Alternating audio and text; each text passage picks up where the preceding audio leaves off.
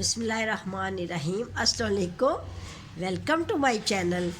आज मैं आपको बताती हूँ कि ज़ीरे वाले चावल कैसे बनाए जाते हैं। ज़ीरा चावल की रेसिपी मैं आपको बताती हूँ। सबसे पहले तो मैंने ना ये 2 गिलास चावल लिए हैं। ये चावल लिए 2 गिलास। इसको मैंने पानी में चुन के अच्छी तरह से 2-3 पानियों से निकाल के मैंने इसको पानी में भिगो दिया है। और इसको तकरीबन कोई 15 मिनट आपने पानी में भिगोए रखना है चावलों को। बस इतने काफ़ी होती हैं, क्योंकि जो अच्छे वाले चावल होते हैं बासमती, उनको सिर्फ 15 मिनट ही भिगोते हैं। उसके बाद इसमें 4 गिलास ये पानी जाएंगे, इसमें पानी डाला जाएगा चावलों में, फिर ये पकेंगे। अगर 2 गिलास चावल लिए हैं तो 4 गिलास पानी जाएगा। फिर उसके लिए हमने ये ऑयल लिया आधा कप ऑयल के साथ मैंने ज़ीरे को ब्राउन करना है, कड़कड़ाना है। थोड़ा सा कड़कड़ाएंगे तो फिर ये इसको तड़का लगा के तो फिर बनाया जाएगा। अब मैं आपको स्टेप बाय स्टेप बताती हूँ कि चावल कैसे बनाए जाते हैं। सबसे पहले मैं आपको पहला स्टेप बताती हूँ। ये जो आधा कप ऑयल है, इसको हमने पतीली में डाल देना है। देखिए, डाल दिया। चावलों में कभी भी ज़्यादा ऑयल नहीं, घी वगैरह नहीं डालते, क्योंकि इतना ही आधा कप, अगर 2 गिलास चावल है तो इसके लिए आधा कप ही सही है। अगर 4 गिलास चावल है तो फिर डबल कर लेते हैं। जैसे जैसे चावल ज़्यादा हों तो ऑयल भी डबल डालते हैं, और ज़ीरा भी थोड़ा सा ज़्यादा कर लेते हैं। देखिए, 1 चम्मच मैंने ज़ीरा लिया है। इसको मैं अब पतीली में डालूँगी। जैसे ही ऑयल थोड़ा सा गर्म हो जाए तो फिर इसको पतीली में डालना है। ये देखिए, कड़कड़ाने लग गया। इसको ऑयल गर्म हो गया।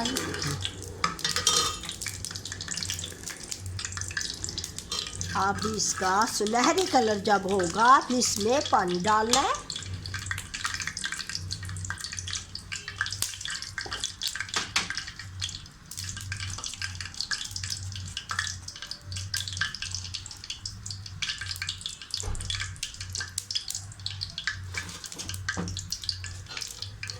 ये देखिए, सुनहरी कलर हो गया। ठीक है, अब हमने इसमें 4 गिलास, पहले हम 2 गिलास डालेंगे, फिर उसके बाद 2 गिलास बाद में डालेंगे। देखिए, मैं आपको दिखाती हूँ। पहले मैंने इसमें 1 गिलास डाला,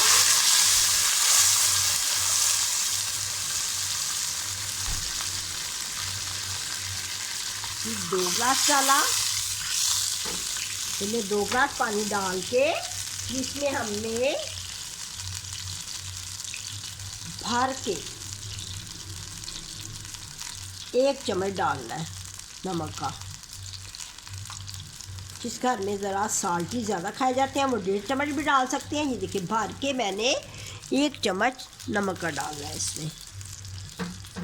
ठीक है, अब इसको मैं थोड़ा सा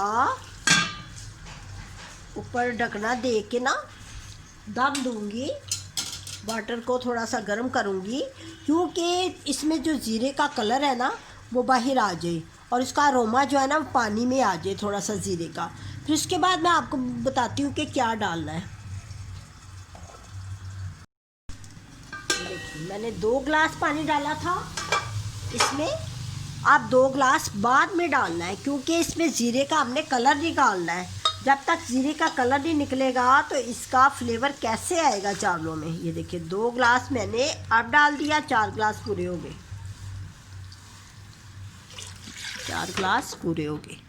ठीक है, अब इसमें थोड़ा सा बच जाएगा। 1 लीमन डालना है इसमें ज़रूर, क्योंकि चावल जो है ना फिर आपस में चिपकते नहीं। देखिए, लीमन को निचोड़ देना है इसमें। ये भी एक टिप है, जब भी चावल पकाए उसमें लीमन ज़रूर निचोड़ते हैं, क्योंकि चावल जो है ना आपस में जुड़ते नहीं हैं। जब भी चावल पकाती हैं पानी को नाप के ही डालना चाहिए। अगर हम पानी को नाप के नहीं डालेंगे तो चावल जो है ना वो फिर खिचड़ी बन जाते हैं, खिले खिले चावल नहीं बनते।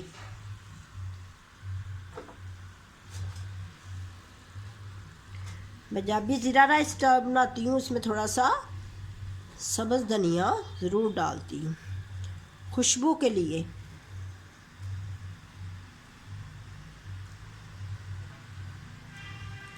अब इसके ऊपर मैं ढकना दूंगी।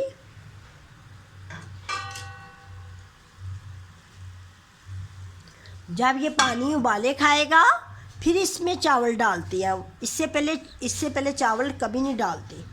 पानी उबलेगा तो फिर चावल जाएंगे, वरना नहीं। देखिए पानी को उबाला आ गया है। पानी को उबाला आ गया है। अब मैं इसमें चावल डालूंगी।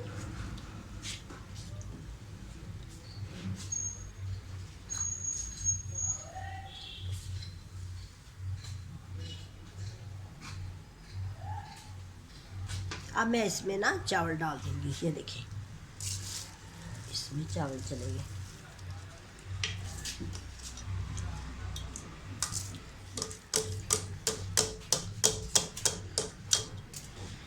मैं इसमें चावल डाल दिए।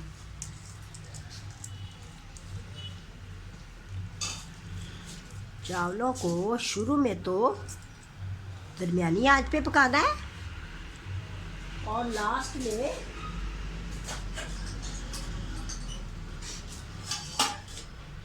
चमचा लगाना है आपने। इसमें पानी हमेशा यानी कि 1 इंच ऊपर होना चाहिए चावलों के।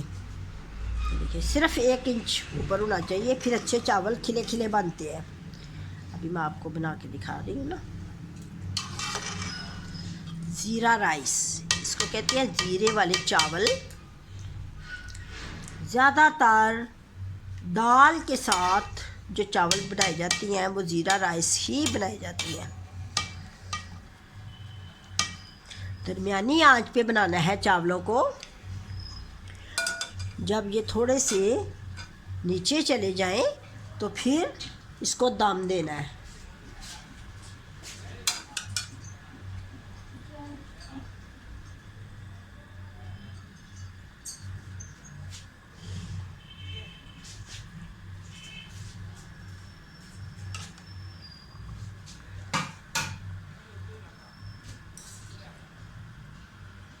मैं आपको ना ब्राउन प्याज वाले चावल बना के दिखाऊंगी।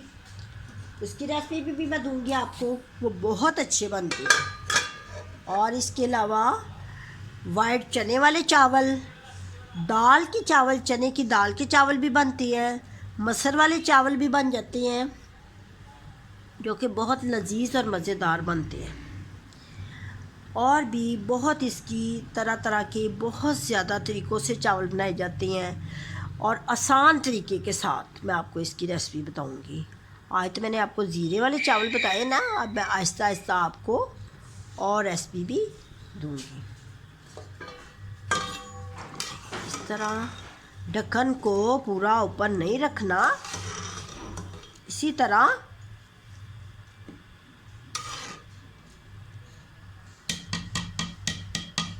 साइड पे ही ढक्कन को रखना है। ऊपर रखेंगे तो वो चावल जो है ना गल जाते हैं ज़्यादा। बल्कि या तो इसको आप साइड पे रख दें ढकने को, या फिर इसको आधा इस तरह रखना है बस। बिस्मिल्लाहिर्रहमानिर्रहीम। ये देखिए अब ये ना पानी नीचे जा चुका है। अब ये थोड़ा थोड़ा सा ना नीचे पानी है, लाइट लाइट सा है इसमें। अब मैं इसको ना दम दे दूँगी। दम तकरीबन ना कोई मैं इसको ना 3 मिनट दूँगी दम, सिर्फ 3 मिनट और हल्की आंच पे 3 मिनट मैं इसको दम दे दूँगी। फिर इसके बाद मैं आपको डिश आउट करके दिखाती हूँ। आप चावलों को ना दम आ गया है, इसके ना 3 मिनट पूरे हो गए। अब मैं आपको निकाल के दिखाती हूँ, डिश आउट करके दिखाती हूँ। ठीक है, ये देखिए चावल खिले खिले बने हैं। देखिए ज़ीरा राइस। अब मैं आपको इसमें से निकाल के दिखाती हूँ। ये देखिए मैं आपको ना ये साइड से निकालती हैं। जब भी चावल निकालते हैं इसको दरमियान से नहीं निकालना। ये देखो साइड से निकालते हैं। ये देखिए साइड से, ये देखिए खिले खिले चावल बने। मैं आपको चेक करके दिखाती हूँ। देखिए साइड से निकालते हैं, कभी भी दरमियान से चावलों को नहीं लेते। देखिए इसमें सब्ज़ धनिया कितना अच्छा लग रहा है, बहुत ही अच्छा लग रहा है।